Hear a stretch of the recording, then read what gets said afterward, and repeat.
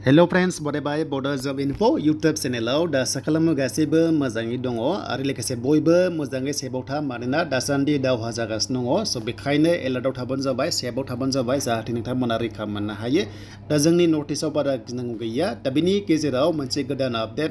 बेनो जाबाय गोदान साख्रि दा बे गोदान साख्रि नोंथांमोननि जिडि कनस्टेबलआव एबा नोंथांमोना डिफेन्स लेभेलाव मोजां साख्रि फैबावबाय आरो बिनि डेट ओंखारबाय जे माब्ला एप्लाइ जागोन आरो लोगोसे एग्जाम माब्ला जागोन गोबांथार पोस्ट दङ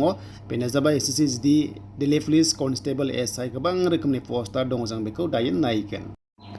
स' दायो जों फैबाय एसएससी अफिशियेल वेबसाइटआव आरो बेयाव फैनाय लोगो लोगो रिवाइज अफिशियेल नटिस ओंखारदों एग्जाम केलेन्डार बेनो जाबाय 2025-26 थाबैनो नोंथांमोना नेबाय थानाय बेनो जाबाय कनस्टेबल नोंथांमोननि जिडि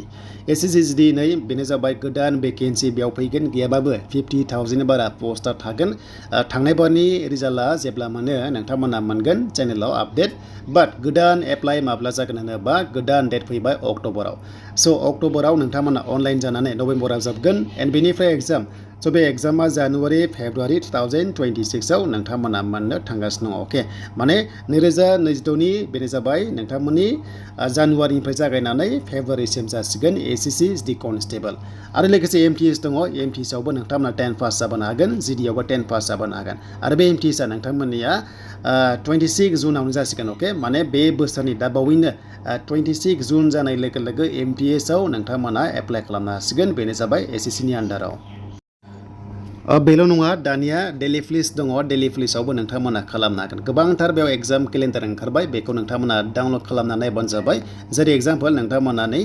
बेनो जाबाय नोंथांमोननि एमटिएस नायोबा 26 जुन दा बयनो खालामदो 10 पास खालामबानो बेयाव माने मोजां साख्रि ग्रुप डि हिसाबै सेप्तेम्बराव एग्जाम जागोन सेप्तेम्बरावनो नोंथांमोना एग्जाम जागोन आरो बियो अके